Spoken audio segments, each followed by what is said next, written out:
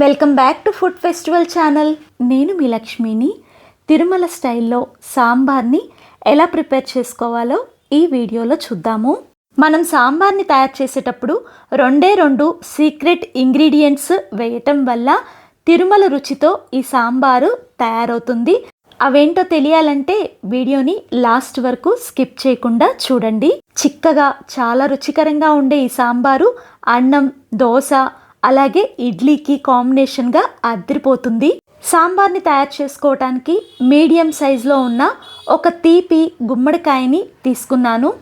దాన్ని శుభ్రంగా కడిగేసేసి కట్ చేసుకొని మధ్యలో ఉన్న ఇత్తనాలు పూర్తిగా తీసేసేయండి. ఈ గుమ్మడికాయని నేను తొక్కతో సహా తరుగుతున్నాను. మీకు ఇష్టం లేకపోతే గుమ్మడికాయ తొక్క తీసేసి ముక్కలుగా తరగవచ్చు. గుమ్మడికాయ చాలా బలవర్ధకమైన ఆహారాల్లో ఒకటి.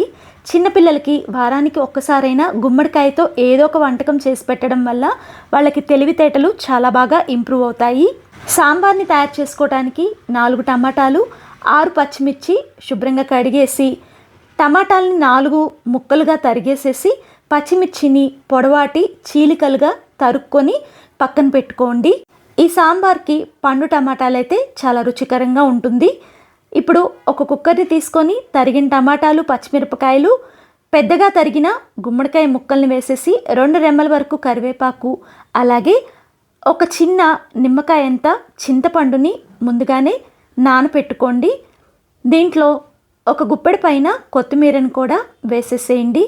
సాంబార్ కాచుకునేటప్పుడు కొత్తిమీర, కరివేపాకు వేయటం వల్ల ఈ సాంబార్ రుచి చాలా బాగుంటుంది. నానబెట్టిన చింతపండు నుంచి చింతపండు గుజ్జుని సపరేట్ చేసి దీనిలో వేయండి. అలాగే ఒక 1/2 లీటర్ వరకు వాటర్ని కూడా దీంట్లో వేసేసేయండి. కొంతమంది సాంబార్ పల్చగా తింటారు, కొంతమంది చిక్కగా తింటారు. దాని ప్రకారం నీళ్ళని అడ్జస్ట్ చేసుకొని వేసుకోండి. మొత్తంగా 1 లీటర్ నీళ్లు వేసిన తర్వాత 1.5 టేబుల్ స్పూన్ కారం, 1.5 టేబుల్ స్పూన్ వరకు క్రిస్టల్ సాల్ట్ వేసి అంతా కూడా బాగా కలిసే విధంగా మిక్స్ చేసుకోండి. కారం, ఉప్పు మీ రుచికి తగ్గట్టు అడ్జస్ట్ చేసుకొని వేసుకోండి. కుక్కర్ని లాక్ చేసేసి మీడియం ఫ్లేమ్లో 1 విజిల్ రానిస్తేనే ఈ సాంబార్ అనేది పర్ఫెక్ట్గా ఉడికిపోతుంది. 150 గ్రాముల వరకు కందిపప్పును తీసుకొని ముందుగానే ఉడికించుకున్నాను. దానిలో 1 స్పూన్ క్రిస్టల్ సాల్ట్ వేసేసి కందిపప్పుని మెత్తగా పప్పు గుత్తితోటి మెదిపేసుకొని పక్కన పెట్టేసుకోండి.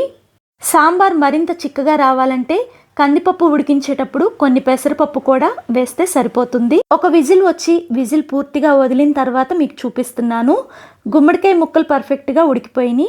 సాంబార్ని మళ్ళీ స్టవ్ ఆన్ చేసి ఒక పొంగొచ్చిన తర్వాత దీంట్లో మెదిపిన కందిపప్పు మిశ్రమాన్ని వేసేసి కందిపప్పుని సాంబార్లో బాగా కలిసే విధంగా మిక్స్ చేసుకొని హై ఫ్లేమ్లోనే దీన్ని ఒక పొంగు రానివ్వండి. ఇలా చేయటం వల్ల సాంబార్ అనేది చిక్కబడుతుంది. ఈ సాంబార్ అనేది ఉడికే లోపల ఒక పావు చిప్ప వరకు పచ్చి కొబ్బరిని తీసేసుకొని ఆ పచ్చి కొబ్బరిని సన్నగా తురుము పట్టేసుకోండి. తిరుమల స్టైల్ సాంబార్కి ఇదే సీక్రెట్ ఇంగ్రీడియంట్. పచ్చి కొబ్బరి ఎంత ఫ్రెష్గా ఉంటే మనకి ఈ తిరుమల సాంబార్ అనేది అంత రుచికరంగా ఉంటుంది. సాంబార్ ఉడికింది. పోపు కోసం బాండీలో 1.5 టేబుల్ స్పూన్ వరకు నూనెను వేసి అది వేడెక్కిన తర్వాత 1 స్పూన్ పచ్చెనగపప్పు, 1 స్పూన్ జీలకర్ర, 1 స్పూన్ ఆవాలు వేసి అన్నీ కూడా సన్నని సెగ మీద ఎర్రగా అయ్యే వరకు వేపుకున్న తర్వాత 4 ఎండుమిరపకాయలు కూడా వేసి అవి కూడా వేగిన తర్వాత 2 రెమ్మల వరకు కరివేపాకును వేసేసి కరివేపాకు నూనెలో బాగా చిటపట్లాడిన తర్వాత పావు స్పూను పసుపు, పావు స్పూను ఇంగువ వేసేసి సన్నని సెగ మీద ఇంగువ, పసుపు 1 నిమిషం పాటు వేపుకున్న తర్వాత రెడీ అయిన సాంబార్లోకి ఈ పోపునంతటినీ కూడా వేసేసి వెంటనే పచ్చి కొబ్బరి తురుము, ఇంకా 2వ సీక్రెట్ ఇంగ్రీడియంట్ 2 స్పూన్ల వెన్నపూసను వేసేసి అంతా కూడా బాగా కలిసే విధంగా మిక్స్ చేసుకున్న తర్వాత ఈ ఫ్లేవర్స్ అన్నీ ఎటు పోకుండా మూత పెట్టేసి 5 నిమిషాల పాటు వదిలేసామంటే వెన్నపూస, పోపు, కొబ్బరి ఫ్లేవర్ అనేది సాంబార్కి బాగా పట్టుకొని కమ్మని తిరుమల స్టైల్ సాంబార్ అనేది రెడీ అయిపోతుంది. ఒక్కసారి నా స్టైల్లో ఈ తిరుమల సాంబార్ని మీరు కూడా ట్రై చేసి మీకు ఎలా వచ్చిందో కామెంట్ చేయండి. వీడియో మీకు యూస్ఫుల్ అనిపిస్తే లైక్ చేయండి. అలాగే మీ ఫ్రెండ్స్కి, రిలేటివ్స్కి షేర్ చేయండి.